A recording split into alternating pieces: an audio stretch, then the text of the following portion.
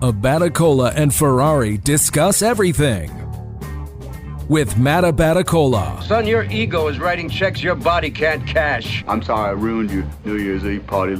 She tastes like cigarettes. And Jason Ferrari. I'm very important. I have many leather-bound books, and my apartment smells of rich mahogany. Hallelujah! Holy shit! Where's the Tylenol? Two complete nincompoops with microphones and access to the World Wide Web. Presented by Mickey Finn's Brewery in Libertyville, Lake County's oldest brew pub. Now, here are your hosts for this shit show, Abaticola and Ferrari. Hello there, podcast friends. It's Abaticola, Ferrari Discuss Everything. Welcome into episode number 7. It's called I.B.S. He's Ferrari, I'm Abaticola, and this is where we talk about everything, which is why it's called Abaticola, Ferrari Discuss Everything. We are presented to you by our good friends over at Mickey Finn's, Lake County's oldest brew pub, located at 345 North Milwaukee Avenue in Libertyville. Now, you can follow along with the show multiple different ways. You can, of course, go on Twitter at AFDE Show, on Facebook at facebook.com/AFDE Show, and email us anytime, afdeshow@gmail.com. But most importantly, make sure you are downloading and subscribing to the show, telling your friends, family, neighbors, and coworkers to do the same. We do appreciate all the love and support so far. Again, this is episode 7, I.B.S. He's Ferrari, I'm Abaticola.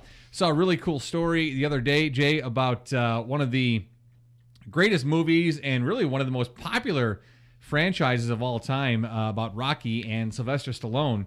The title of the article was The Amazing Story Behind the Making of Rocky. So it's in the 70s, and Sly Stallone is an actor in New York, really not known, not finding much success. He decided that he needed to go to the West Coast. Wasn't he like stripping or something? I don't know what he was doing. They didn't mention it in the article. I vaguely remember him, like, it was something about taking nude photographs or something really? Beforehand. Yeah. Before Snapchat. So he decides that he needs to go to California if he's going to become an actor. So that's what he does. And he's out there and he's not having any success. He's going on auditions. It gets so bad, he's got about $110 left in the bank, has to sell his dog because he couldn't afford to feed his dog or take care of it properly. So he decided to sell his dog so that it would be properly cared for and plus get a little bit extra money. So the guy was down on his luck pretty hard, going to auditions and not getting any kind of bites at all. So he goes to see a fight and he sees Muhammad Ali and Chuck Wepner. And Wepner's, I guess, is a bum journeyman, and he lasted a lot longer than he should have with Ali.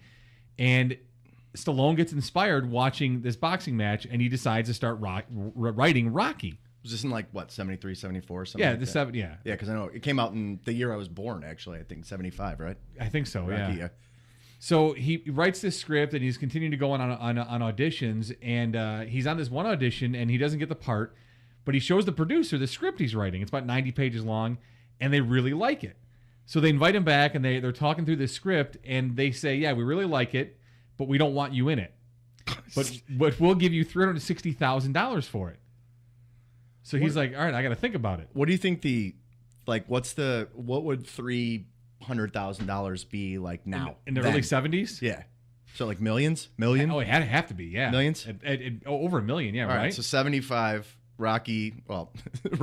Sylvester Stallone gets offered $300,000, turned down for a part, offered $300,000 for the screenplay, but we have no interest in you being in it. We just want the story. And he says, I got to think about it. And then he's thinking about it, and he says, you know what? I can't sell it and not be in it because what if it becomes something? Right. And he goes, I'll regret that the rest of my life. That's his. How do you do that? Right. Unless your career is writer. So listen to this. So one of the guys that they wanted for the role, these producers that he was giving the script to. No. One of the names they threw at him was Burt Reynolds. Yes. Yeah. Well, I mean, okay. At the time, remember, like, Burt was like a college athlete. Like, he was probably in shape, but still, like, now I'm just picturing Smokey and the Bandit playing a Rocky. Oh my God, brutal. That'd be actually. I do want to see that though. I would like to see that version of Rocky. Yeah. So Burt Reynolds, Ryan O'Neal, and they had others in mind to play Rocky Balboa. And Stallone's like, yeah, I can't do it. So he ends up not doing it. Well, obviously we know what happens. They end up writing the movie, doing the movie, and he stars in it as Rocky Balboa. He gets an Oscar, goes on right? to Or the make movie. $1.4 billion as a franchise, one of those popular franchises in Hollywood history. And they didn't even want him for the role that he was writing for himself. It's fantastic. The original Rocky win the Academy Award that year? Did it win Best Picture? Yeah, it might which have. is even more insane. But it's a great movie. You know what? What's interesting is I think actually I was talking about this probably on the Notre Dame bus trip last weekend. Best Rockies, and I understand that Rocky 1 is what started it all, but I think just maybe our age and the ones that I saw later on, those are my favorite. Like I go back and forth between 3 and 4. Okay, see, I think 4 sucked. I think 4 was completely awful. It was laughable, just embarrassingly bad. Right, awful. Well, just kind of like anything Dolph Lundgren has done after that. Like it's not even him. It's so stupid. It was just so far fetched. And then when the Russian crowd turns in his favor. Oh yeah. If you could change, and the guy and I could change. The fake Gorbachev right, with the face stain. Stupid. You know what? So bad. I did read an article probably recently actually about throw the towel. How strange that looking like forward into like events that are happening, or have happened since then, like how kind of poignant it is with the America-Russia thing. Oh, jeez. Yeah, I have a big problem with hand talking. But yeah, no, I like Mr. T is like the best. So I think ended up on 3. I think 1, 2, and 3 are all great. I like them all. I think they're all really, really good. Now 4 is terrible. 5 is like the worst thing ever. Is that one with who's the boxer? The dude who died of AIDS. I want to say Tommy Morrison, or am I completely off on that? I don't even know. I whatever, but I think that's the one, right? Yeah. And then 6 is Rocky Balboa. Right. Okay, and that was actually pretty good. I think so. And what else was good was the one they just did about Creed, Creed's kid. That was really good. I've watched that a couple Michael times. B. Jordan. Yeah, that's really good. Yeah, I thought that was really well done. I thought that was really good. Yeah, you could take the one with where he fights and he's the restaurant manager or owner or whatever it is, and he fights that boxer. That was dumb. Oh wait, there was another one where there was an animated match between gosh darn it, what was it? What? The one where there was like it was a young black dude who was like the champion, and ESPN did like an animated boxing match between him and Rocky Balboa. I've never seen this, heard of this. This is the first I'm hearing of this, but is it, do I even want to watch it? Is it just worth? No. It feels like it's dumb. No, it's awful. I'll pull it up. Okay. Oh man. I do appreciate though that that Creed, went on to talk about kind of like the lineage of Apollo, because he's a really, really key character in all the Rocky movies. I mean, even after he dies, just kind of what happens as a result, and then obviously his son. What was he given up for adoption, or what happened in Creed? Because he was. I don't know. You watched it more than once. No, I know, but I never remember the beginning. I just remember the fighting. I know he was in like a home for wayward boys or something, and I don't know. I have no idea. They got Creed 2 coming out next year. Yeah, no, I was gonna say I think they're filming now. Oh God, I don't know. Now I'm just kind of like trying to understand why the ESPN made an animated Rocky boxing match. No, so wait, hang on a second. So Rocky Balboa is the one with Tommy the Machine Gun. That's Rocky Balboa. That's what it says. No, 5 is the bad one with Tommy Morrison. Oh yeah, okay. So 5 is the one. Yeah, okay. 6 is Balboa. All right, and that's where he fights that guy who calls him out of retirement. Rocky Balboa, yeah. So 16 years passed after his fight with Tommy Machine Gun. Then Rocky Balboa is the one that's pretty decent, except it's comical in the fact that he fights a guy that's 30, 40 years younger than he is, and and he wins. Or I don't even remember how that comes out, but that's the Mason Dixon one. Oh yeah, and his face looks like melting wax statue. Yes. I think Rocky 7 is going to human-sized candle. it's going to be me fighting the fruit flies in my apartment. They're like attacking me They are going as after we're you. talking. The sons of bitches. So then you have Creed come out and then Creed 2 next year. So $1.4 billion the franchise has earned. And it was a role that he wrote, wanted to be in, and they didn't even want it to be him. And can you imagine if it was Burt Reynolds instead of Sylvester Stallone? Every time you say it, it's Burt Reynolds more... is Rocky Balboa. This is great. No, but then I'm like, I picture him on the SNL sketch with like the big giant cowboy hat. Yeah, which SNL guy did the really good Burt Reynolds? Who was that? Norm Was that- Macdonald. Yeah, so I would like Norm Macdonald doing Burt Reynolds doing Rocky Balboa No, but as the star of the franchise. The newest Rocky, like a reboot, because that's clearly what they keep doing. It'd be great. Oh God, oh that's hilarious. Yeah. So anyway, an interesting segue from from Rocky is a really good friend of mine that I've known for 23 years now. Dan, we met kind of the year after I graduated high school. Him and a buddy opened up a restaurant in Lincoln Park called Philly Bros. At the corner of Fullerton and Halstead in Lincoln Park, 734 West Fullerton. But they kind of, my friend Dan and his buddy Sam, his business partner, thought there was kind of a void in Chicago, which makes sense considering we're in Chicago and not in Philadelphia. But they partnered up. They created this restaurant called Philly Rose. Actually love the place, the concept, the idea of the food so much. I work freelance, so I said, hey, you guys need any help? They do, so I'm actually going to do some help out at the restaurant and some marketing and stuff like that. But basically the tagline is street food meets street art. I've been in the place. It's really, really cool. They've got all these kind of local artists and Philadelphia artists who have done little murals all throughout the restaurant. They actually have a Rocky not airbrush, but art on the wall that's right next to the counter, so you can walk up and you can do the punch, and it's the face actually from Rocky 3. I will post the photo on Twitter of me testing it out. I look ridiculous, but you'll understand the concept. So the place, I mean, the atmosphere is super cool. What they want is it to be like a communal atmosphere. So, not just you go in there for the food, but there's a lot of art on the walls. One thing that they're going to do that I think is really awesome is they're going to do some nonprofit outreach. So they're going to try and collaborate with local street artists or kids who are just doing some really cool stuff artistically and just don't have any kind of a medium or venue to display it in. So Philly Bros is going to allow them to put their art in there. They're going to do an auctions, and they're actually going to allow the pieces to be for sale, so the kids can make some money. In addition to that, they want to do something where the proceeds will actually go to scholarships, eventually scholarships for kids for local art programs in the city.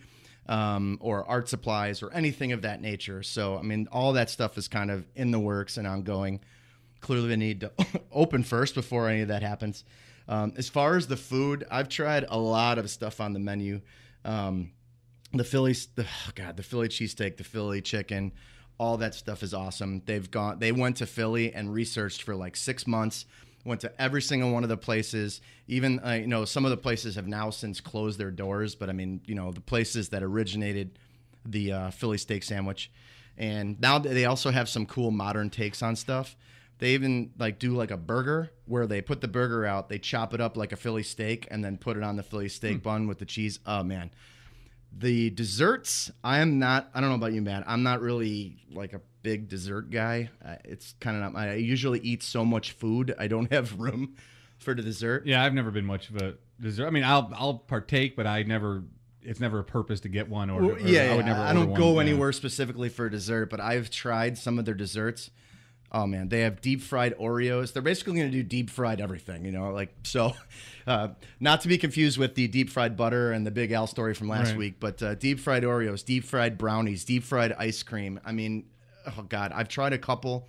There's a lot of stuff that I've not even tried. I'm actually going in there tomorrow at 3 to kind of go through the menu.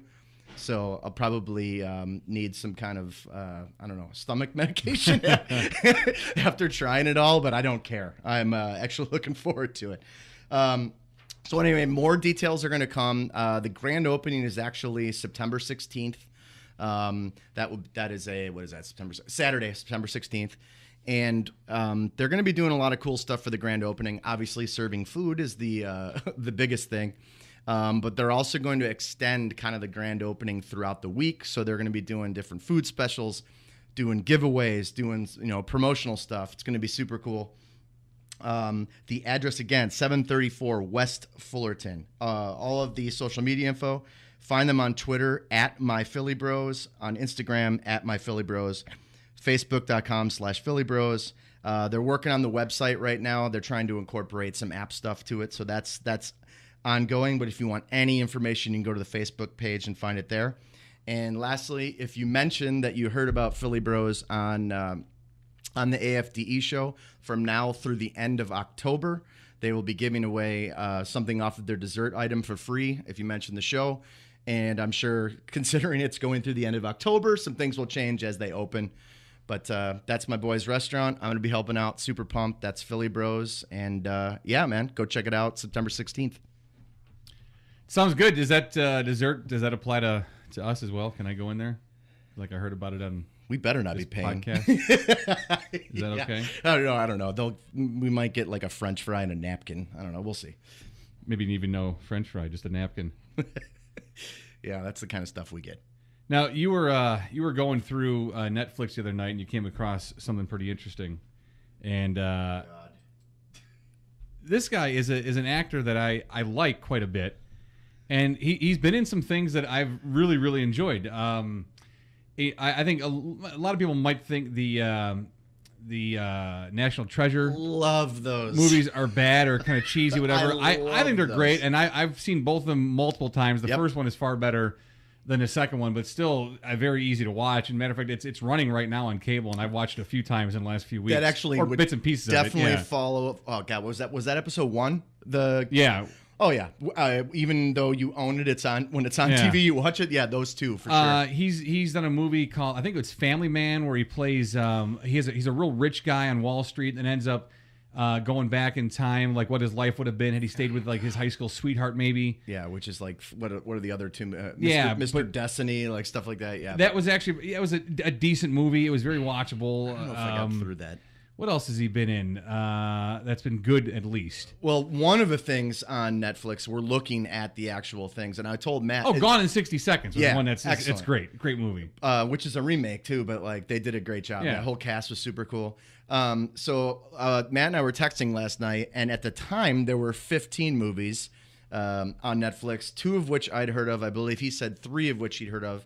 Now with that Netflix rotation, there are only looks like 12. 12. I know 2. I've never, and then Netflix with that like and more fan favorite. So clearly he's not in any of those things at the bottom, but. Well, he's in Lord of War. Right, no, I'm talking about Yeah. He's not in Deja Vu. He's Right. definitely not an ant bully. I want to hear an animated movie with him voicing something. Yeah, Lord of War, Matchstick Men, I've heard of. Snake Eyes, Yes, I've heard of. That's a great movie. But Next Rage, Seeking Justice, Stolen. I actually think this is more insane than any of the other ones. Nicolas Cage is starring in a movie about the story of the USS Indianapolis. Oh my God, come on. Got a nice mustache and Trust, yeah. Yeah. Trespass. I mean, Nicole Kidman's in it, but what was she hurting for? Yeah, what a do they do role? to his face in that picture, though? He doesn't even look like himself. No, man, and everybody, if you haven't seen him lately, his hair plugs are like the stuff of legends. That is just Snake Eyes, yes, and then horrible. Pay the Ghost, Dog Eat Dog. Outcast. Hey, Yeah. well, you know what the funny thing is? And another guy who fell off the grid is what's Hayden Christensen, the guy from Oh, yeah. Star Wars. He's in. Oh, he hasn't done Outcast. anything, really, has he? Since he was Darth Vader. No. Well, I like that movie where he's like a jumper. I was just gonna say Oh, where he's a yeah, I never jumper, saw but it. jumper. Yeah, he might have done more since Darth Vader, but I don't know. Sorry, Hayden. Well, if and you're you know listening. what he did do? He was hooking up with the hot chick from Party of 5, and now they have 2 kids. No idea what that is. Rachel Party of 5. Bilson. Lost on me. Yeah. No, I didn't say. Did I say Party of 5? Yeah. I suck. Why? It's not Party of 5. Oh, it's not. There's no way, because he would actually be like a sperm in that. I don't think he was even born when Party of 5 came out. Regardless, doesn't matter. Starring He's as fallen off the sperm. grid. That's fine. So, which one did you watch then? Did you watch the USS Indianapolis? Absolutely. No, I haven't watched any of these things. No way. No. And Snake Eyes was really bad too. That was bad. Well, I like anything that has Gary Sinise in it. So I think it was bad. Oh yeah. Oh, and Carla Gugino. Yeah. That'll work. Yeah. That's fine. But that's just bad. These are some bad movies. And you said some of these just went right to like video. All of them. Oh, other than Snake Eyes, Matchstick Men. Well, Lord of War was out at the theaters, I believe. God, I don't. I believe it was. I've never heard of any of these things. So it's either straight to video or straight to Netflix. But I'm wondering, like, why Netflix is doing this. I'm curious to see how many people are watching these. I mean, they just look. They have to be ridiculous. I don't know. I may have to watch one just to see which one looks the most ridiculous. The one with the mustache. Trust. All right, I'll watch They that for the show. all look so dumb. Actually, you know what? What we'll do offline is let's read the premise of all of them and then pick the one that's the most ridiculous. Which one I have to watch? Yeah, that's fine. Yeah. That's fine. One good thing though that came out of Netflix that I watched, and there is a new season coming out, right? Of Stranger Things. Yeah, it's the week of Halloween. Is that what it is? Yep. Because the last one came out on Halloween. Yep. That was a fantastic series. Oh my God, that was really good. And I jumped on it late. Everyone was talking about. Oh yeah, remember I told you about it? Yeah, everyone was talking about it, and I finally jumped in and watched it. And man, was that great! Really, really good. So. You can find some bad Nicolas Cage stuff, or you get a really good Netflix original series, and they've had a bunch obviously, but Stranger Things coming out, the second season coming out. Now what is what the next season's about, even because it doesn't carry through. It's not a. Well, I haven't even read anything about it. I think it's just they do it like years later. I have read actually recently that 11 is coming back, which I mean, if she didn't, that'd be kind of ridiculous. If you haven't seen. Then start watching it now, and there's someone named 11 in it. Right, you're gonna ruin something now. Sorry, it's almost a year. Not. No, I'm saying it's almost a year, so get over it. Well, yeah, I was gonna say if you can't binge watch this, I don't know what to do for you. But anyway, the cool point of this is there is kind of this trend that I am really starting to like in Chicago with these pop-up restaurants. I don't know if you remember or if you've heard about Matt the Saved by the Bell one. Oh yeah. Yeah, they opened it up a couple of years ago, and it was supposed to be open for like 3 weeks. I think now it's been open for 3 years. Oh, really? Yeah. But Stranger Things has one. It's called the Upside Down. So, again, spoiler, deal with it. It's at 2363 North Milwaukee. It's in Logan Square. Have you ever been to the place Emporium in Wicker Park? The one with all the video games? Yeah, it's one. Yeah, actually, I believe it was one of the original ones in Chicago before like headquarters and all that other stuff. But it's part of them. They've got like a pop-up chapter, and so they got a thing called Upside Down. It's basically the set of the house where everything kind of transpires. They have show-inspired drinks and stuff. I don't know. I just think that's like such a cool idea. I've seen people posting about it on Instagram. I want to go there. Like Trish was saying, she wants to go there like as soon as possible. Right. I don't know. I think that's super cool. If you want to get any information on it, I know I feel bad that. Well, I don't. I was gonna say I feel bad that people haven't seen it, but it's been almost a year. Yeah, whatever. It's there for you to watch. So anyway, but it's based on the show. It's based on one of the certain sets that is very prevalent in the show. If you want to get any information, it is a lot of the updates and cool things that they're doing is at Upside Down Chicago on Instagram. And then if you want any more specifics, it's at emporiumchicago.com/popup. As we keep talking about movies, as we'll do that a lot on the AFDE show, and you can always email us, afdeshow@gmail.com. One of the themes the last couple of weeks has been that creepy movie It, which is coming out, and the killer clown Pennywise, who lives in the sewer and he terrorizes young children. We brought it up last week because every time I see the commercial for it, it frightens me. I saw a preview for it in the theater back in July when I went and saw the terrible Tom Cruise Mummy movie, and being in the theater with like 2 other people, I was terrified just seeing the preview for it. It was you and a clown. Oh man, it's been bad. So I came across. I'll be honest. It was deliberate. I'm looking for clown things now to bring to the show. Yeah, when you sent that to me earlier today, I was like, oh boy. Yeah, well, I guess we're just keeping up with the friggin' clowns. Keeping the clown thing going. So here's what I found on this website. They rank the top 15 clowns of all time. The top 15 clowns. Across what mediums? It's just literally like maybe a clown you've heard of and we've ranked them? Yes. Okay. So these are you're going to know all these clowns. Oh boy. You might not know that you know 15 clowns, but you do know 15 clowns. I hope I mentioned one earlier. Fizbo the clown.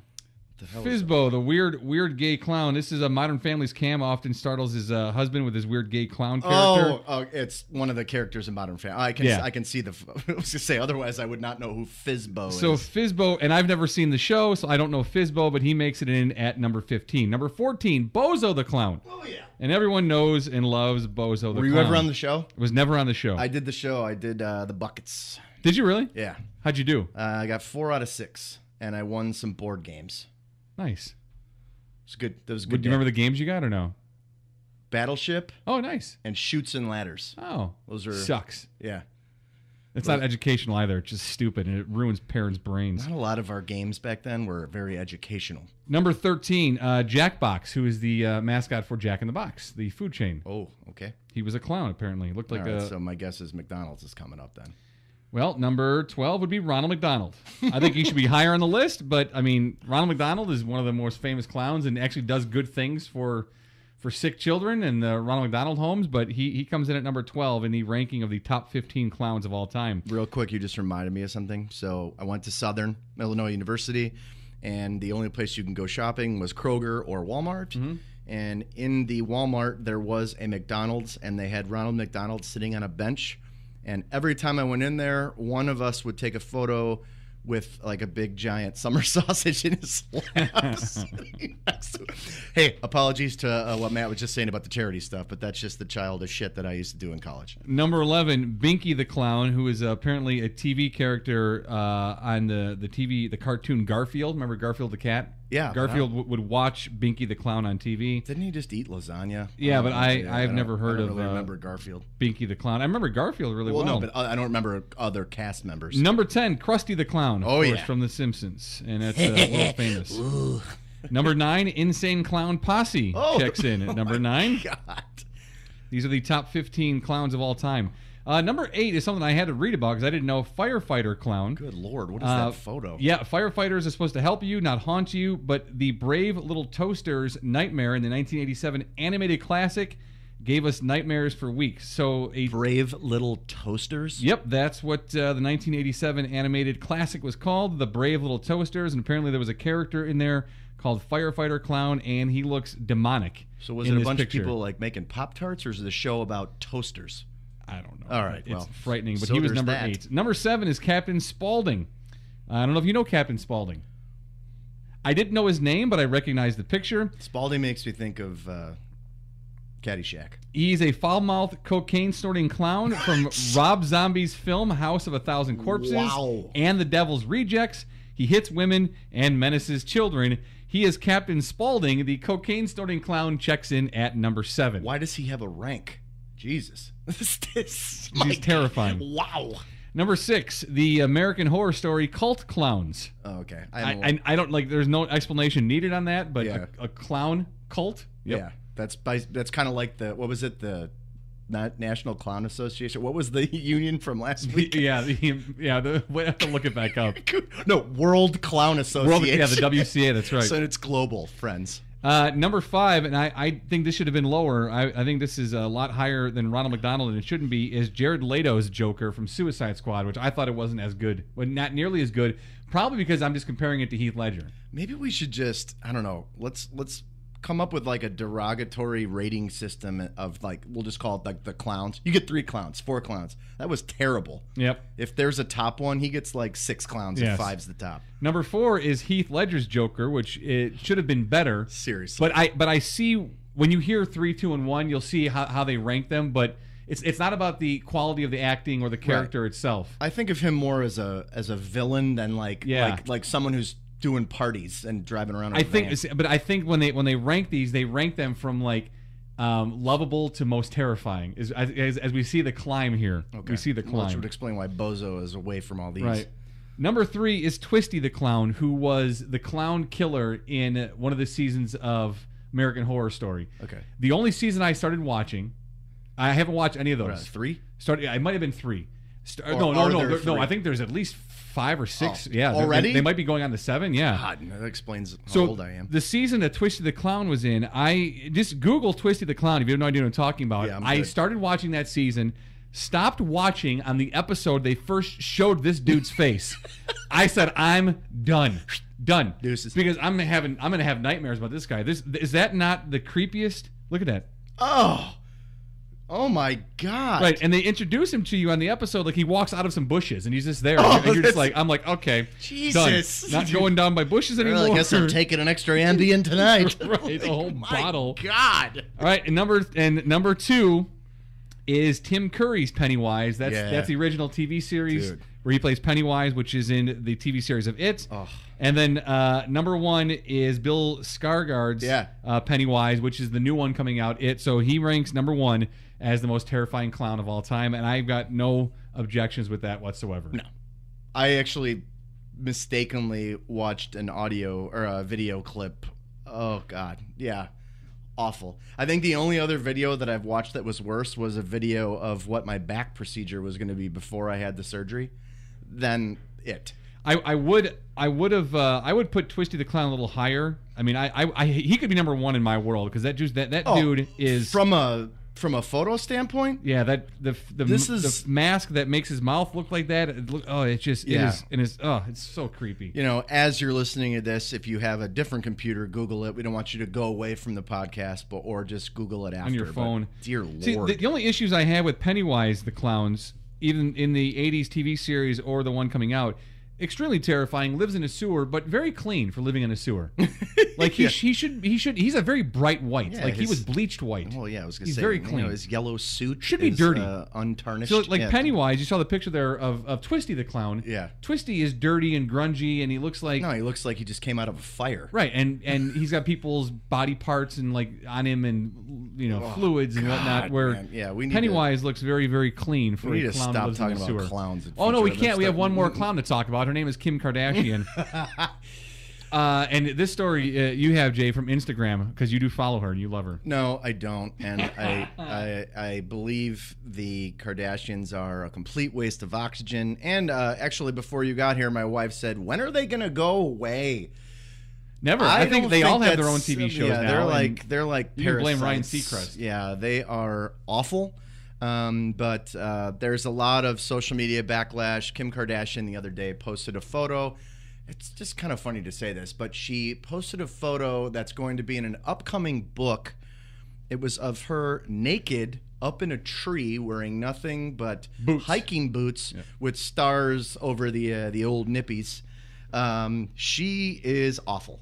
And the backlash has been like, if you actually looked at CNN and the social media feeds, the stories were coming out about the multiple hurricanes, about Trump and doing Trump stuff, and then Kim Kardashian nude, only wearing hiking boots. In typical Kardashian asshole fashion, they just continue to be assholes. Yeah, and listen, I'm not gonna judge people who watch it. If you want to watch it, because I have mindless entertainment that I watch as well, and that's exactly what that is. It's not for me. And would you look to Kim Kardashian for political commentary? Well, no, for commentary on the world. I just mean Hurricane Harvey and timing. Yeah, who cares? She doesn't give a rat's ass. Well, of course she doesn't. And you know that by now. So stop giving them money. People love it, and it's that mindless entertainment people need. And there are people that are probably like, "Oh, I'm tired of hearing about the hurricane," because it doesn't affect you directly, so you're tired of hearing about it. So you want a distraction like Kim Kardashian's big boobs in a tree with nothing on but boots. But yeah, they're definitely not for me. And I think that you can put the Kardashian, any one of the shows, and any one of the Real Housewives shows, and I know people love those. Ugh. Yeah, poor timing, and I get it, and the backlash is there, but I wouldn't expect anything less or anything different from any one of the Kardashians, including Kim, of course. But it doesn't make me less annoyed. No, you can certainly be more annoyed, absolutely, and I totally get it, but I expect nothing less from that family and from that group, so that's totally fine. We come back from a quick little break. We're going to here's a question for you. And have you ever taken a road trip or a vacation with a group of friends? going to talk about that next. There's a great article I saw. It's the 7 people you don't want to vacation with, and it's fantastic. This is the AFDE show. We're brought to you by Mickey Finn's. They are located at 345 North Milwaukee Avenue in beautiful downtown Libertyville. You can follow them on Twitter at Mickey Finn's. You can go on Facebook at Mickey Finn's Brewery and check them out. Great food, fantastic beer, and always great live entertainment on the weekends. That is Mickey Finn's. This is the AFDE show. Ferrari and a Batacola.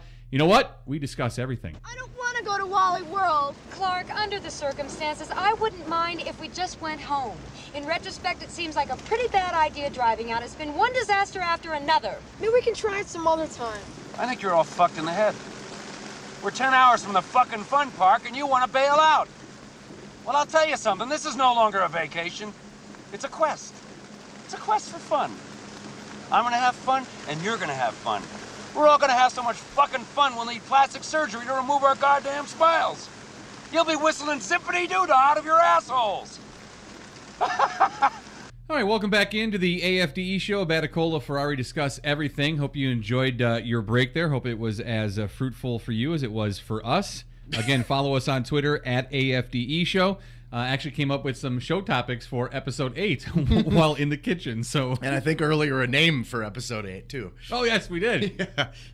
Very good.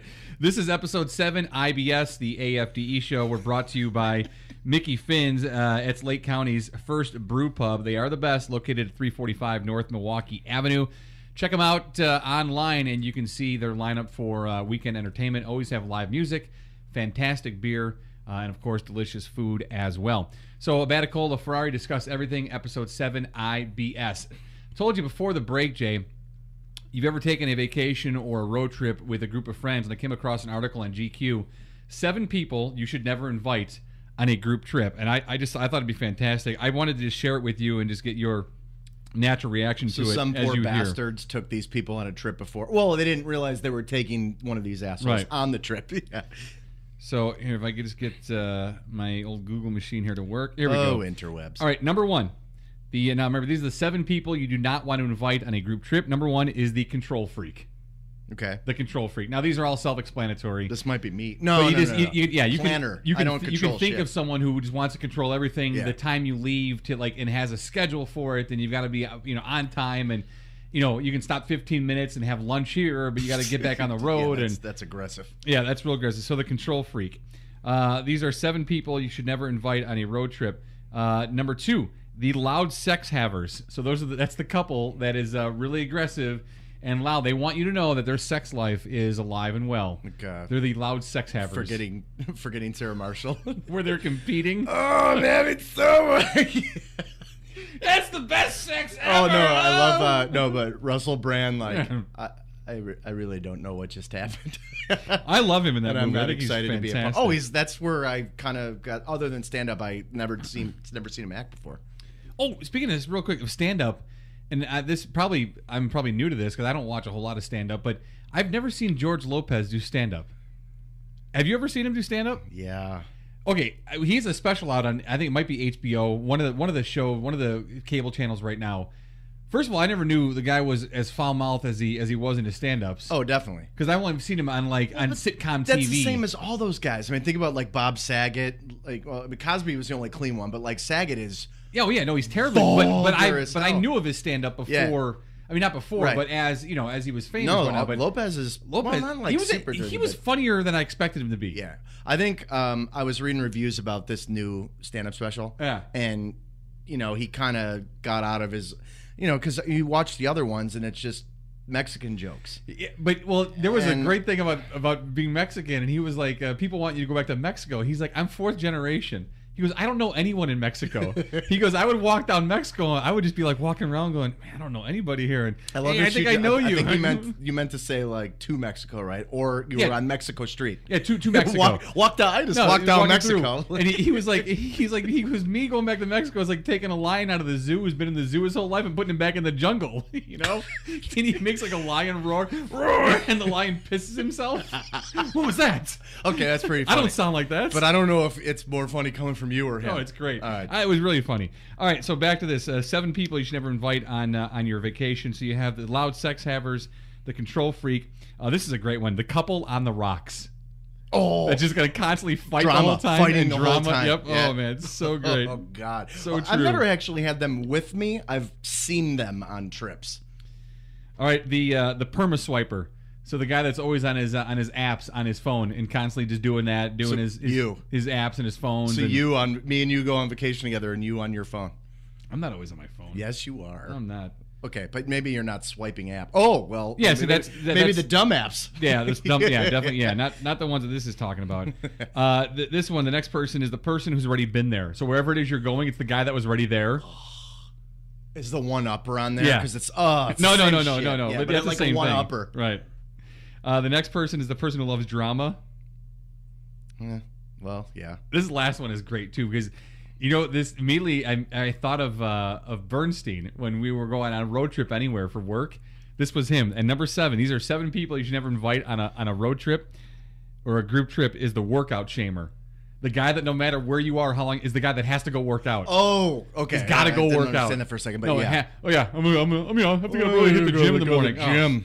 You know, like you're out at the bar and it's like 2 a.m. and you're, having a great time. Oh, I gotta get back. I need to be at the gym at 6. Like, come on, dude. Well, you can't take one day off. All right, fine. Go back. You go to the gym, but leave your credit card. Right. But you can't take one. So the workout shamer. Yeah. I just thought it was great, but I think really was the most funny to me is the couple on the rocks because like you've seen movies like that where group trips, or maybe even done it yourself. You're listening and you've gone on a group trip or a couples trip, and there's a couple that's on the rocks, and it's just nothing but just misery and ruin the entire time. I've only, like I said earlier, I've only seen them when I'm on a trip. I don't know that I've ever actually traveled with. I've traveled with couples, but you know, we were all kind of friends before, so I mean, like people have fights and stuff, but it wasn't like awful in the whole time. Right. All right, so that's 7 people you should never take on a group trip. And there's an article just to follow this up too, because I was thinking about like road trips or group trips. You go somewhere and drinking and having cocktails is always part of what you're doing. Or basically every theme on the show, cocktails. This was another article I saw on the GQ thing. Real fast though, it was titled "The Best End of Summer Cocktail," and so I'm like, all right, this is interesting. I'll see what it is. I just wanted to throw. This is a fast one, so I just want to get your reaction to it. Okay. They've described it as a fantastic cocktail, and so much so that I want to try it. It's half and half. It's half cheap, dry red wine, whatever you like, and half Coke. And they call it like a poor man's sangria. They said it's delicious. They said it's fantastic. Well, you know what? Next week. Because we've already had flip-flop on this show, so we might as well throw some Coke Zero. We'll come up with our own blend. All right, fine, regular Coke. Regular I don't Coke. Give a if shit. I want to do regular Coke. What do you? Yeah. So we'll get a walk bottle in here and me doing like diet food. We'll get a bottle of like some Pinot Noir, like Dark Horse I like for $7, and we'll do half and half Coke. Well, let's half red wine. We'll do a considering the Jules Escos is right across the street. Yeah, when you get here, you and I will walk across. We will pick out our cheap wine of choice and grab a 2-liter. That'll be our fun field trip. And we'll see really if GQ is correct when they say it's the best end of summer cocktail. That is half red wine and half Coke. I'll try it. I'll try anything. I wouldn't be surprised if it's good. Yeah, it sounds a little nasty, but kind of. A lot of drinks sound nasty before you try them. Well, you never know. It could end up being very, very bad for you, and it could end up making you sick and puking. Well, here's a good thing though, because I.B.S is releasing God bless puke and beer repellent shoes ahead of Oktoberfest. I know. I do love the headline though. It was funny. Like I saw I.B.S releases puke resistant shoes. Already, I wanted to talk about on the show. Then you click on it, and it's the headline stretches out in anticipation of Oktoberfest. So I don't know. Are they talking about? Is it only going to be released in in Europe? Is it in the States? Do you buy them here and then travel to Germany? I think it's just in Germany. Man, yeah. Europeans just do everything better. They really do. I mean, I don't know. Sorry if that sounds like I'm not anti-American. I'm just saying, like they seem to really know how to get it done. That's amazing. That's a great. I've never puked on my own shoes. I have had drunk people puke on my shoes. Yeah, they're actually pretty good looking shoes. They're nice. Yeah, so they have this special coating on them that makes them beer and puke resistant. So if you're a puker like I've done in the past, where you're still going and then you just stop, bend over, and you go at it, and then you just pick up and keep on walking. Yep. Sometimes it gets on your shoes and might even splatter on your pants. One of your my legs. favorite, I've known Matt for a very long time, but one of my favorite pukey quotes is, "Yeah, you gotta go." that was your visit to Madison. Oh yeah. Yeah, you gotta go. So good.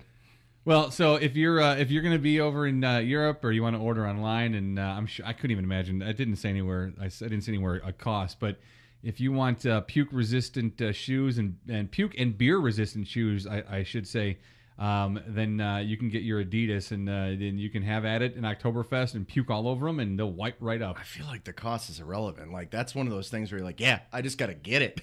Either that or put the what's the stuff that you spray on your shoes for winter? That's like the ghetto version of it. Yeah, the protecting the protectant. See, Matt and I aren't good at remembering things. not in the moment. You got to write this shit down. Well, yeah, just grab yourself a notepad or jot it on your arm. Get like a Sharpie and just jot stuff on your forearm. Let's get a tat. All right, this was a really good. Sorry, God, I'm just trying to pull this story up here. This was we have a lot of holdovers, because we come up with a lot of good ideas, see a lot of stories, but this one we could not ignore from last week. Yeah, so the headline for it. Yeah, that's your first time. It is my first one. I'm trying to. Buddy. I don't know why it's so slow. I'm just having such a hard time getting anything to load with any kind of speed. Funny. Well, yeah, I mean, my loader's a problem. All right, so DNA from unflushed toilet flushes out burglary suspect. Yeah, do we even need to go into it? Yes, please go. Well, into it. I'm gonna go into it as soon crap. as I know. Crap! That wasn't even on purpose. No, I got. Dude, honestly, I swear it wasn't. That's it. You know what? I don't care if it's 2017. I'm gonna go back to printing out stories because I'm tired of electronics and technology letting me down. So, police in Thousand Oaks, California, they used DNA found in an unflushed toilet to finger a burglary suspect. They didn't literally finger him. Yeah. Andrew David Jensen, 42, was arrested on July 28th on suspicion of committing a burglary last October. Detectives managed to sniff out the suspect after they found some fecal matter in a toilet at the crime scene and had it tested for DNA. Did you check Facebook? He took a dump and checked Facebook. The sample was sent to Ventura County Sheriff's Office Forensic Services Bureau for processing before being submitted to the combined DNA information system to see if there was a match with a known suspect. Most people don't assume or don't know that DNA can be obtained from other things besides hair and saliva. So the dude breaks in, robs the place, takes a dump, drops a deuce. and then to add insult to injury, after stealing their stuff, I ain't flushing either. Oh yeah. The only thing he could have done worse is do it like an upper decker, where he just like shit in the toilet tank. So he leaves a mad crapper for him after he steals their stuff, and it ends up getting him caught. Just great. Oh my God, I love just the themes on the show: dumb criminals, dumb apps, and poop. Well, we do love our My dumb mom is criminals, right. and so I'm constantly looking for clown stories for dumb criminals. So I'm glad you had that one, David Andrew Jensen, 42, of Thousand Oaks, California, who left a poop behind and found himself arrested for it. Now here's another story, and of course about dumb criminals that we do love. And this is, again, there's like a running theme that I can find one at least one a week, Jay, where a dumb criminal gets caught because of a social media. And it happened once again. Now, there's plenty of dumb criminals in the world, but it takes a special type to post evidence of a crime on social media and then tell law enforcement he's secretly working with them when confronted with the photos. What? So this guy is great. No, this What? is great. Okay, this is going to be amazing. Such is the case of Anthony Pee-wee Federico, 21, Okay. of Vero Beach. According to law enforcement, Federico was recently at the home of a woman he knows, and he asked her to give him some watches she owned. She declined, according to the paper TC Palm. Federico allegedly posted on Snapchat after that he was going to break in and steal the watches. Wait, so... Oh, after. So, yeah, he was knows gonna the say, woman. I He's feel- hanging out with her. He says, hey, can I have some watches? She says no. Okay, He yeah, leaves yeah, the house, goes on to Snapchat to post that he's going to break in and steal the watches. Announces it. Wow. Now, remember, this is a friend of his. So the victim, thinking the message was odd, saved it, according to the Sebastian Daily. On August 4th, she returned home to find her window smashed and all 16 of her watches gone, and they valued at $3,200. Okay? So this dude, Pee Wee Frederico, he knows the woman, asks her if he can have the watches. She says no.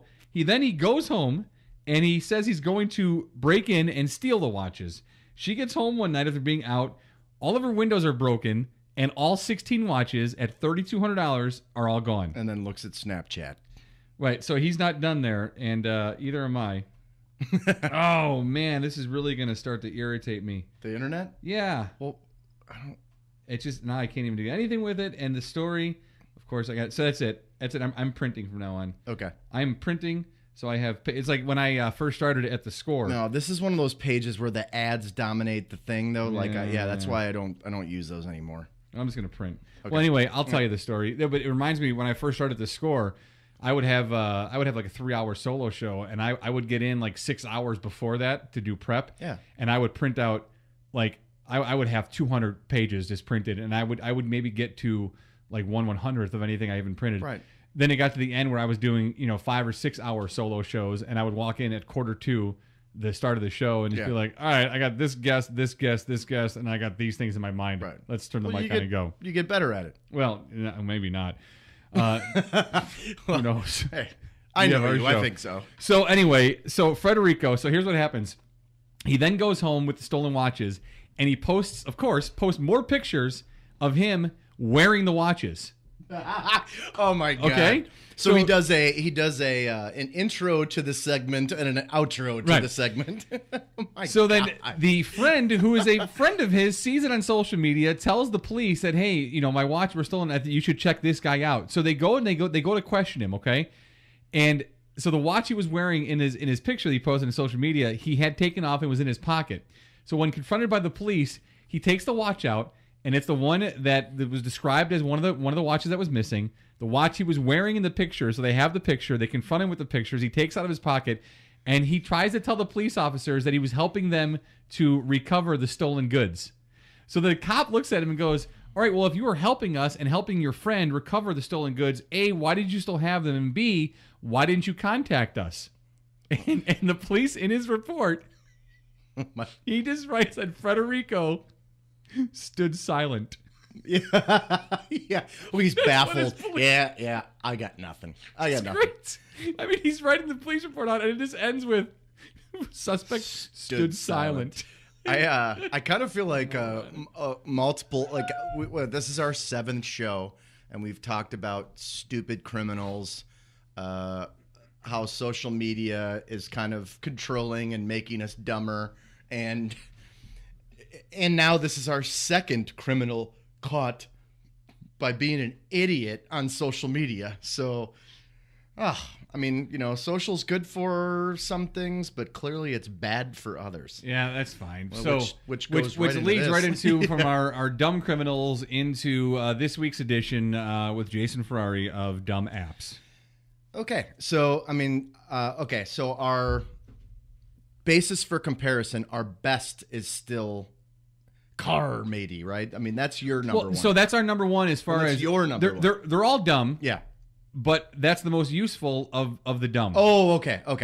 And actually something that I would encourage our listeners to download and use. Our listeners who are losing their cars. So if you lose your car and you download Car Matey, it helps you find your car, but in a pirate voice. Okay. It's called Car Matey. I was going to say, of all the ones we've done so far, I think Hang Time is the dumbest. Yeah, like in terms of, throw your phone in the air. Throw your iPhone in the air. Should end up well.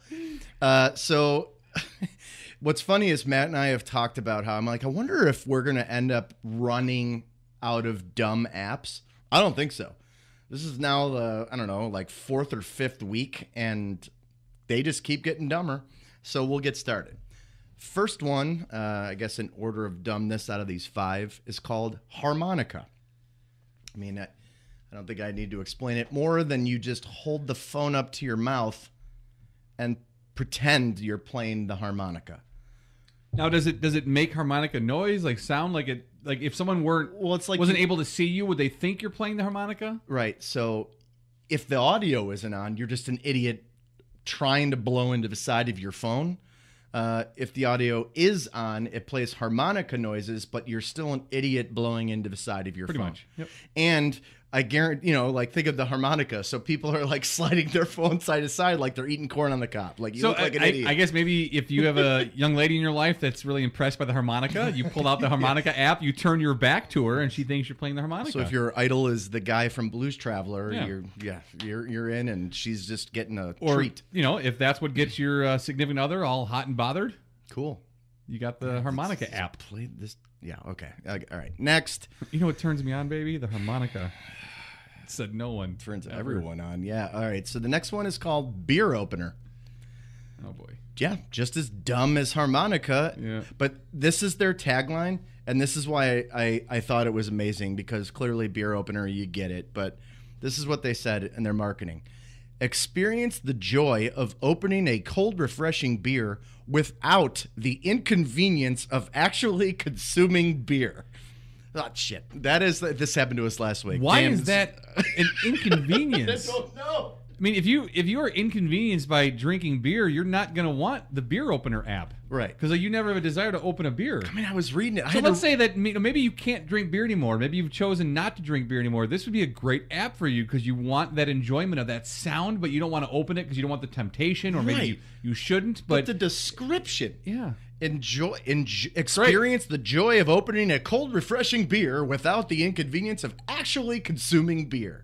Come on. Well, I guess it would be inconvenient if you're an alcoholic or beer makes you really fat and stupid. I don't know. Right, maybe. But I feel like the sound would make it worse. Isn't that like more like a temptation? I guess. All right, moving on. Go to a bar. If you're an alcoholic, download the beer opener app. Go to a bar and just open beers. Just sit in the corner and just look at everyone. Man, that guy's opened 75 beers so far. All right, so I think, but not inconvenienced by one of them. Right. Yet. God bless him. So I think there's a pattern with 5, 4, and 3. I thought it said something different. Well, okay. I thought it said e-beaver. Well, actually, I'm designing the e-beaver app, so we'll get to that right after this. But no, this app is called e-shaver. So it's not e-beaver. Yeah. So, well, actually, it could be based on the shaving theme, but this is an app where you pretend to shave your face. That's so dumb. That's what I mean. Like, what? Okay, so now I'm playing the harmonica. I'm opening beers because, drinking real beers is inconvenient. And now I'm going to fake shave my face. Whatever. All right. Stupid. Okay. E-shaver. Now, I didn't even have to go back and forth on these. So, number 2 is called Drunk Sniper. Okay. Okay, so you pretend to pee. So basically, like, the visual is it's a toilet, and you hit the start button, and like a stream of pee starts going into the toilet. Wow. Yeah. Okay. So the app has you tilt the phone in order to direct a yellow stream into the water. The more you splash, the fewer points you receive. Wow. I know. Like, what? As we said last week, these people have to get venture capital. Like, someone has to invest in the Drunk Sniper P app. All right, well, download that one. This one... Well, actually, that goes right with the beer opener one, because you can pretend you're drinking beer, and then you can pretend you're peeing. Yeah, no, actually, I was going to say, you can... No, honestly, you could play the harmonica, you could pretend to drink, you could shave your face, you could pee in the toilet, and you can get less points. Do it all in an alley. Be like homeless. These are like homeless people apps. All right, so I feel like this one ranks second, only to throwing the phone in the air. It's called Hair Clinic, and here's the quotes and the marketing: the world's first mobile hair clinic. The app generates inaudible frequencies that promote blood circulation around your hair roots. All you have to do is move the handset around your scalp. What? So clearly, this is not actually helping your hair loss. This is you opening an app and basically being out in public, moving the phone around your head, and apparently it's generating inaudible frequencies that are promoting blood circulation. I just feel like this segment writes itself. Like, these... I don't know what to do with these. Like, I just don't know what to do with these things. There really isn't much. I think just you bringing them to us is really your service to the universe. So thank you. That, again, Another edition of Dumb Apps with Jason Ferrari. We'll do it for you every episode here on the AFDE show. This is episode 7. It's called I.B.S. Abaticola Ferrari Discuss Everything. We are brought to you by Mickey Finn's. That's Lake County's original brew pub. Fantastic food, wonderful, delicious beer. And speaking of Oktoberfest, coming up soon, they do have some fantastic beers to consume for the Oktoberfest holiday. 345 North Milwaukee Avenue in beautiful downtown Libertyville. We are Abaticola and Ferrari, and we discuss everything.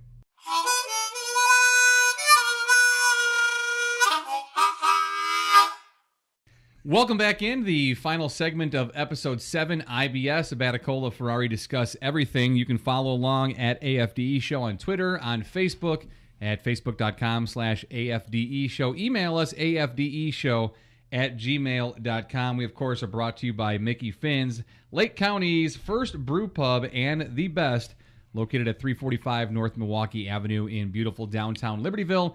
Check them out. Always have live entertainment on the weekends, fantastic service, delicious food, and, of course, wonderful homemade beer. You can even see it being made right there on site. Their brewery is open to look through, not walk into, though. Don't do that. You will get in trouble. I know that from experience. So don't they do need that. to send us. I'll get growlers. Every time I see Brian, it's always I'm never coming here or not coming here soon. No, I know. I want to get. He wants to give us some. I know. He wants me to have a growler of Pineapple Express as I come out here to do the show with you. Yeah, we all want that. No, actually, I was to say, tell them, by the time we hit 10, we've got to at least get one growler.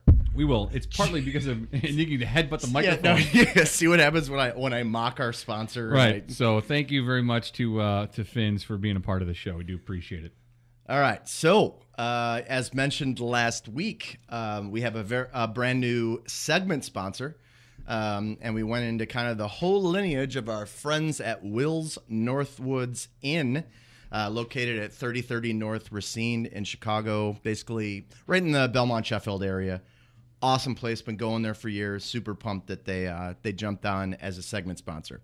So the name of the segment moving forward is That's So Wisconsin, which is aptly named because Will's is a Wisconsin bar. And we have a lot of listeners in Wisconsin, so hello, people in Wisconsin. So I found actually like 3-4 articles this week that I thought were really, really good to represent Wisconsin for this segment. But given the timing, the situation, and everything that's going on, like Matt and I said last week, this doesn't necessarily have to be like something mocking Wisconsin or someone doing something stupid in Wisconsin. So this is actually an amazing story. Amazing because it is so Wisconsin. The headline of the story is Wisconsin sends 17,000 pounds of cheese to Houston. I don't know if we need to like dive more into the story other than the segment is called That's So Wisconsin, and Wisconsin sends 17,000 pounds of cheese to Houston. A, awesome. B, that's so Wisconsin. I mean, it doesn't get any better than that. And actually, there's another part of a story that Matt's going to jump into. And then my favorite part is kind of at the end, like with the extra thing that was sent along. So one of the organizers, Suzanne Fanning, she said it's a very small thing for us to do with what they're facing. But let's face it, cheese is comfort food. It makes you very happy. So if we could bring a little bit of happiness to the folks down there, then that's what we want to do. Along with the cheese, the shipment will also include about 300 pounds of butter. Yes. Oh man. And it's the Milk Marketing Board, right? So I actually did some stuff with them when I was up in Madison, and I love it.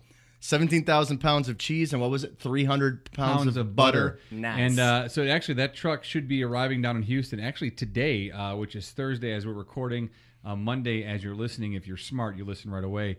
But yeah, so they're sending 17,000 pounds of cheese and 300 pounds of butter. Not sure why there's such a large discrepancy. I think they could have gone equal amounts of butter and cheese, because if you love that much cheese, why wouldn't you love an equal amount of butter?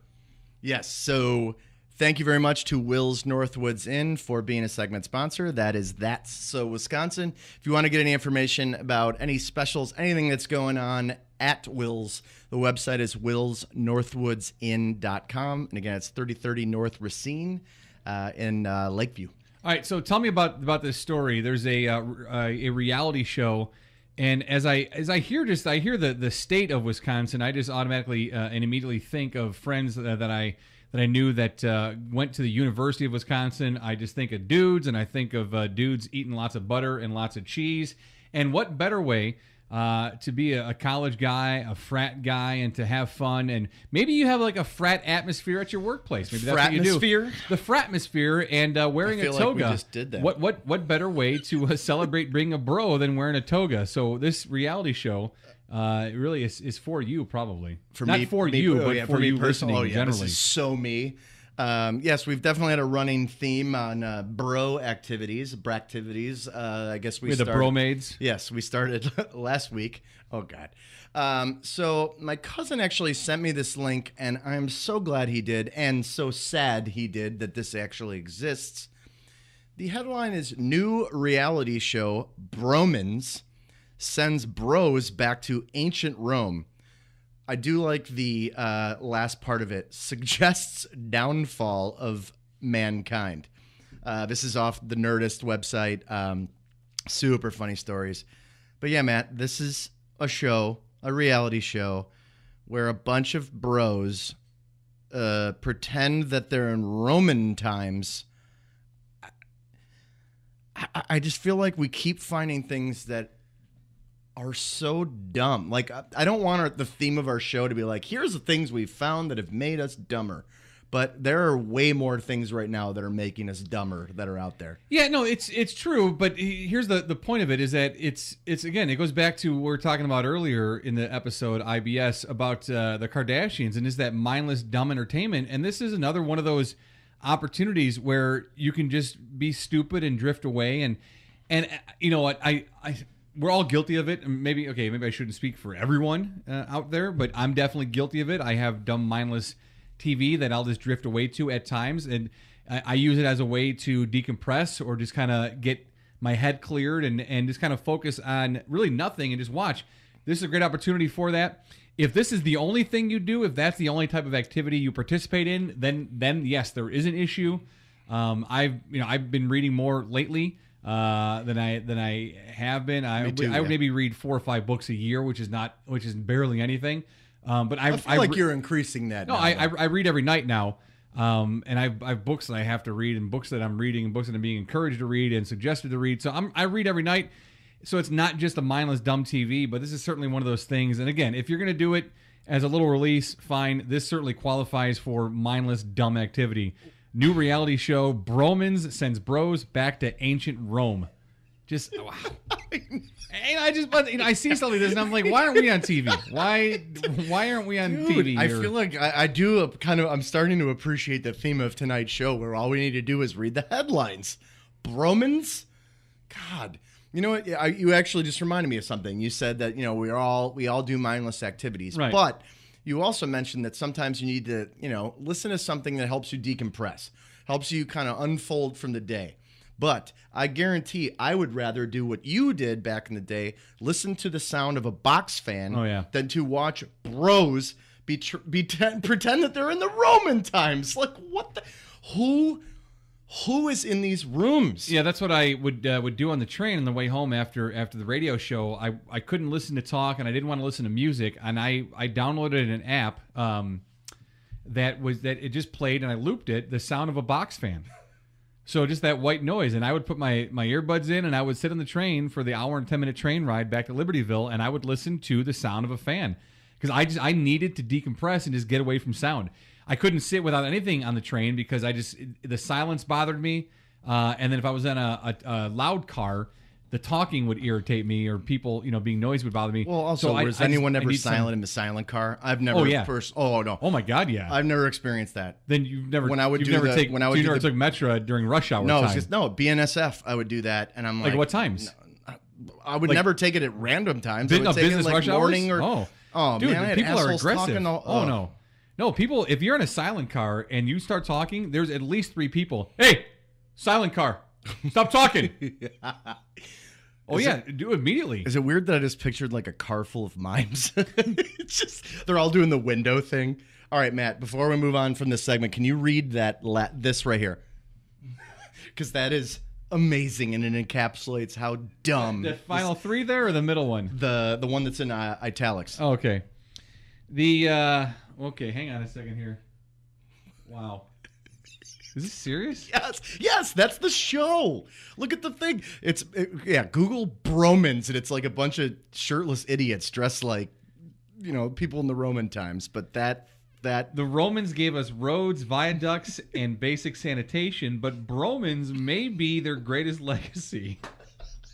Keep going. Over 8 weeks, our couples, oh man, will train, live, and carpe diem together, all the while battling to triumph at the Emperor's Games in the ancient Rome like you've never seen it before. Yep.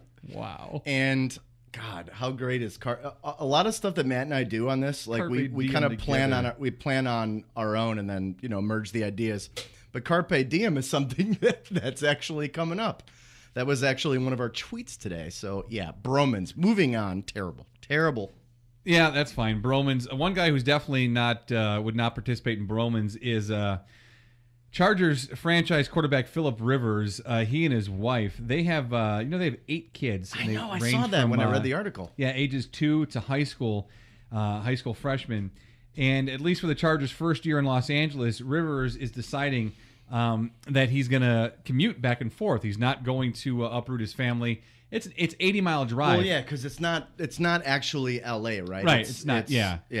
So it's an 80-mile drive, and so here's what he did. He actually put together like a rolling man cave. So it's an RV man cave. But it's an SUV, right? Yeah. So no, it's got I thought it was an SUV, like a giant stretched SUV. Yeah, that's what it is. So yeah, it's basically what it is. But it's got a 40-inch TV, Wi-Fi, and a satellite.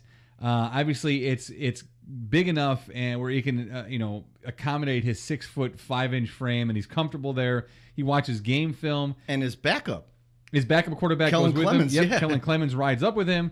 When they moved, you can have the same thing that he has now. It only cost $200,000. So that's plus the cost of a driver. But isn't that okay? The driver's like got to be the pricey part. But you know what? That price kind of surprised me. I mean, think about some of the luxury cars that we could go buy today. What are they like? I don't know, 100, 150. Yeah. So the fact that this guy has he's basically like a mobile quarterback room. Yeah. That he's using and he said he's actually having more time to study film now, even though he has an 80-mile additional commute. Yeah, he says it's the best QB room he's ever been in. 2 biggest things were family time and preparation. What I owe this football team, I was not going to sacrifice either of them in any big proportion. I can look at all the pluses and minuses and say, okay, this does it. This allows me to get home in the 6 to 7 hour.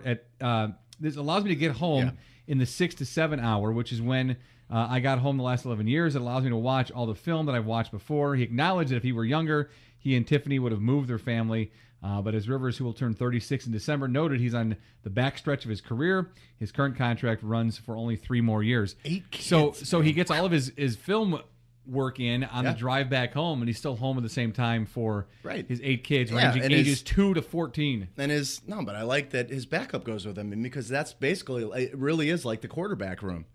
I mean, I think that's a super cool story, because the fact that, how long were the Chargers in San Diego? Wasn't it like 60 years, something like that? 55 years, I think. 55, yeah, okay, pushing 60. So, I mean, I don't know. When a franchise gets uprooted and stuff, I don't know. It just seems like and do we actually? I never really heard anything bad about Rivers, other than like way, way, way, way back in the day when he and Cutler would like talk smack to each other. But it was just like whatever. They were young. Yeah, I'm trying to remember. The only thing I ever heard, he might have been kind of standoffish, maybe, and maybe that was just are we seeing a pattern there with those two? Yeah, with maybe with youthfulness and the fame of being a franchise quarterback. Maybe that just came off that way. But as of late, no, you don't hear much anything about the guy except other than like he's just one of those guys that he's just consistent, plays well. You know, if he's not hurt or whatever, but he's not hurt that often. Right. Plays well year after year, but he kind of like just falls under the radar. You never hear anything about him. Well, yeah, because they don't really do a whole lot, and that's going to kind of sum up his entire career. Him, Gates, and he's a guy that if he maybe were on a different team with his skill set, might have had a little different impact in the NFL unfortunately, history. this isn't a sports show, but unfortunately, that is the destiny of a lot of quarterbacks who play on shitty teams. Well, I'll tell you this, and we'll move right into our next story here. But the NFL season kicked off tonight. Is actually going on right now. Well, the screen's black now. Maybe the game's over. I think either Trish turned it off or Samsung was like, "Hey, bro," no, it's like Netflix. Hey, bro, you still watching? Right. Hey, When loser, Netflix makes you still feel watching? they make you feel like a real loser. Hey, binge watcher. Hey, you haven't moved in 7 hours. You still there? Yeah, read a book, I take a am. piss, do something. Nope, I'm still watching. Talk jerk. to someone. Keep on playing. So NFL kicked off tonight. Bears' first game is Sunday, and I at this point, Jason, I couldn't care less about the NFL. And maybe I'll get sparked into it, and when I start watching the game on Sunday, maybe I won't. I'm hoping that my passion a little bit for watching sports returns when the Cubs start the playoffs. I don't know. We'll see what happens. But right now, I couldn't care less about what's going on. Well, I in think the NFL. I'm actually kind of excited that we did that social media poll that brought us to being Michigan fans. Oh yeah. No, but because honestly, Oh, I love college football, and we said we love Harbaugh, and I don't know, I'm pumped. I actually really I'm looking forward to college season. All right, what's the story? You got to tell me because I didn't want to ask you before the show, right. so I want to know what the story is. Super fast. Don't need to go into drag this thing out. But so anyone who knows me really well, especially Facebook friends, I used to do L stories. L is our elevated public transit system in Chicago, and just stuff I saw on the L. Then I moved away, and people were like, God, I miss those. Well, I'm back. So the other day, I was actually going to a meeting, and I got on to the Green Line, which is always an interesting experience. And upon walking in the door, there was a guy sitting at the chair, the seat right across from the door, just yelling, bitch! But not just at me, but I thought it was just me. And then I walked clearly, to the other end of the car, but everyone who would walk in, but not only people who'd look at him. So if you didn't make eye contact, he wouldn't do it. But I was watching. Anyone who would make eye contact, I'd be like, bitch! Bitch! And he kept doing it to everyone who walked in. So then, I'm trying to do the visual here, but if you can imagine, like you're sitting on the train and someone's doing something weird on the L. We've all seen it. We've all been there. You're either looking at your phone or like looking down and pretending to be doing something, but all you're doing is just trying to not look at this guy. So then, when no one else walked on the train, he took it to a different level and started saying, "I can't believe this."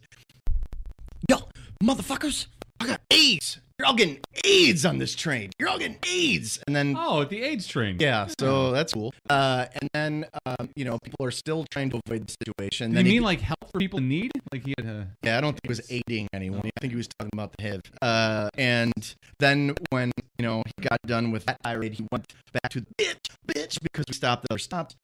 Then he said the AIDS thing one more time, and I actually got off the train 2 stops early and walked. There you go. Because I didn't know what was going to happen, and yeah, that's so that's the L story. We'll probably try to do more of those, but that's the L story. I was walking down. I was walking down State Street, coming from the train, going to the radio station one day, and there was a guy. He was at least 6'4", 6'5", just muscles upon muscles. Had on tank top, and you could see him. He was huge, just ripped, huge. It was a dig. Look at there. He's walking down the street, and he's yelling at people to walk by. He's just doing a real casual, slow walk. But this was a frightening-looking guy. I mean, he was very intimidating-looking, and being very aggressive. He was saying, people were walking out of the sidewalk onto the street. Oh, yeah, I've done that. I have totally done that. And just to walk past this guy, dude, and I'm watching like, oh my God, he's gonna kill someone if he does anything. So I'm walking, and I keep watching. He's walking, and I make my turn off State Street. There's a cop. So I go to the cop, and I go, hey, I'm sorry to bother you. I go, but there's a dude walking down State Street. He's walking down State Street, walking south on State Street. I go, and he's really, really big, and he's crazy looking, and he's yelling and screaming obscenities and threatening people as he walks by. The cop looks at me, he goes, is he real big? And he puts his hand over his head, like, real big? And I go, yeah, he's 6'4", 6'5", and he's just got tons of muscles. Cop goes, oh, he's harmless. I'm like, what do you mean? He goes, oh, yeah, he watched the treatment down. We know who he is. He's fine. He's a crazy person. Kind of amazing. Like, cool. Chicago It's cool that he's a cops are crazy like, person. He's harmless until he actually kills someone the first time on stage streets, right? Like, punches someone in the face and they die. But just think about, I mean, like, Chicago cops are just like, God, we see this shit every minute, every day. No, I know. But yeah, that's crazy. Hey, I'm definitely one of those guys who will walk out of the street. Yeah, I mean, people are like risking their lives as cars are flying down stage to avoid walking next to this guy. Oh, there's a bus coming.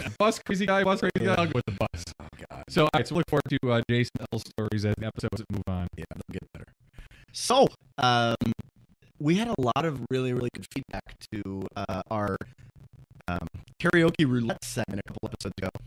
And what was it? No, it was a couple episodes ago, right? I don't even know where we are anymore. It was on number 5. All right, so yeah, so where you got to hear the usual silence of Matt and I singing, Starland vocal bands, Afternoon Delight, and Sonny and Shares. I got I.B.S. You're welcome. That's not even a question mark. You're welcome. So, we actually put a challenge out last week and extended through Friday, saying if we can get to a certain amount of followers and a certain amount of downloads, which we did, we would do our next challenge, and that is poems. And that basically means you send us topics, we write poems. The parameters of this, where we would look through them, pick the worst, it's not the best, but, the worst. We give ourselves 10 minutes on a topic and write a poem. And so here we go, Matt. You want to start? Yeah. So what I did is I took one of the topics. I'm not going to tell you which one you should be able to get because it ties into something we've talked about on this show, and we've talked about it in the first episode in detail. But something we talk about in every episode. You know the topic word, so hopefully by reading this, you can guess what my topic I chose. So I try to be creative with reading because I can't see anything. No, I'm going to read it. I'm going to read it, and then when you hear me read it, you're going to be able to guess hopefully which topic it was. So I went for creative and maybe not humorous, but I went for creative and artistic. Whatever. All right. There once was a man born in Tennessee. He grew up not knowing who he would be, but his voice made him a star. His career, it would go far till he died in Andy's arms by the sea. Why do I not know what you're talking about? Our topics. I'm not telling you. All right, I guess I have to. Once was a man born in Tennessee. He grew up not knowing who he would be, but his voice made him a star. His career, it would go far till he died in Andy's arms by the sea, which I took a little creative lesson there because he didn't die in Andy's arms by the sea. Okay. Well, it did. As remember our topics? No, and as you've seen via text this week, you're like, "Hey, I told you that. Yeah, I'm having some memory problems." 12 times. Like, oh, you actually like, I told you. I told you. And my response is, "You might have." Yeah. Like, I don't know for sure, but I'm pretty sure. All right. So the topic was, and I got creative with it. Was Morgan Freeman. Oh God. Yes. Damn it. There you go. Damn it. Tell me. Okay. Well, yeah. I mean, I don't care. No excuses. What's your poem? I'm not making an excuse. I want to hear your poem. I'm just saying. I'm excited about this. Okay. I'm excited about it. So yes, if you remember from a couple episodes ago, where I was asked to tell the story of my old balls roommate named Gary. Your old best friend. Yeah, that guy. So there was a recommendation this week writing a poem about that, and yes. So the name of the poem is Harry Bacon. What can I say about Gary Hagen? Is he annoying as Clay Aiken? Like a cockroach after a nuclear blast, would he still be going? Honestly, there's no way of knowing. I reserve the word hate for a very select few, but I hate that man almost as much as we like the word who. What can I say about Gary Hagen? Instead of spending one more second with him, I would rather eat a giant plate of Harry Bacon. Nicely done. Yeah. Very creative. Yes. And the suggestion was, what rhymes with Gary Hagen? Harry Bacon. So there you go. So there's your poems. That is this week's download and follow challenge. Writing poetry. We did it for you, so you certainly are welcome. Now, this is a great story to end with because maybe your only friendship you have, the only people that you have in your life are Jason and myself, and through this podcast. But if you ever find yourself traveling, and maybe you find yourself in Belgium on a road trip, in there, and you're lonely, not there. There's a hotel in Belgium that has goldfish available for you to rent if you're feeling lonely. That's right. If you ever find yourself traveling alone and you feel in the need of a companion, one hotel has you covered at a low price of just over $4. That's $4.17. They will bring a goldfish in a fish bowl, nicely decorated, to bring into your room to be your companion for your overnight stay. Just over $4. What's more funny, the fish as a companion or the $4? I think the $4 price is more fun. That's better. Yeah, for $4.17, you can have housekeeping bring you. Housekeeping, we have you goldfish. You lonely with my fish. We can fish. Knock on the door. it's not that. It's, hey, you lonely? No, I'm actually not. I like goldfish. Settle down, Chief. They just roll in with like a giant 7-pound carp. What are those fish called that people have the giant goldfish? The koi? Is that Koi. Yeah, It's like they're carp. they bring those and toss them in your bathtub. Go on, get in with them. Friend. You lonely? Here's a carp. Here's a koi. Yeah. Koi. No, it's $4 for a carp, like $40 for a koi. I like it better if it's not the hotel that brings it to you. There's the guy around the corner in the alley, and he sees you walk alone on the street. He's lonely. Okay. Like, I'm not looking for Like you. a lonely fish push cart. I got a fish cart. Right. Are you lonely? Take one of my goldfish back with you. $4. Okay, now somehow in Belgium we've got like a guy in the mafia. Of course. Like, hey, Who wasn't gonna tell they goldfish? just travel everywhere. Like that guy somehow has a heart in Belgium. Hey, Alex, there, you look lonely. I have goldfish for you. Yeah, I'm not gonna lie. You look like your new friend. You want fish? Right. What? He's got 2 hooker and a goldfish. Which one you take? Girl, there's $65 goldfish for. We call them all companions, but you know, whatever each his own. What's the goldfish do? Anything you want. So what does that mean? Yeah, you put him in the tub, he swims in a circle, and he gives you a judging look because he runs into a fish. Where's the flowers up to Oh yeah, actually somehow they're gonna figure out how to put the sugar tax down in Belgium. All right, so if you are looking for something to do besides hunt goldfish or companionship, you can make sure you participate in the Dago Tea Party. That D-A-G-O-T-E Dago Tea Party. That is the alternative political party that we started here on this show. They have the movement. So if you want to join, all you have to do is throw yourself in a Dago Tea, take a picture of it, and send it to us at afde@gmail.com, or you can hit us on Twitter and hit your goldfish truck. Is there a truck driving? We're on the 4th floor, aren't we? Holy cow, that was a loud horn. We have the windows open. It's fall starting, and yeah, apparently the goldfish delivery truck is beat out to that. Or is that your liquor delivery from Amazon? Both. We all got Oh yeah, that. Boozy friends and fit. I have a fish humming and some cheap one. Keep wine And some and a Coca-Cola. fish for companionship. So listen, you want to join the Dago Tea Party, throw yourself a Dago Tea, send a picture to us. Last waste. Email. We do thank you once again for listening. This is episode 7, I.B.S. Attack Full of Ferrari. Discuss everything. Thank you to our sponsor, Mickey Finn's in Libertyville, 345 North Milwaukee Avenue. Been there. It's ice cold beer. It's delicious and wonderful food. We will talk to you next time at episode 8. Have a fantastic weekend.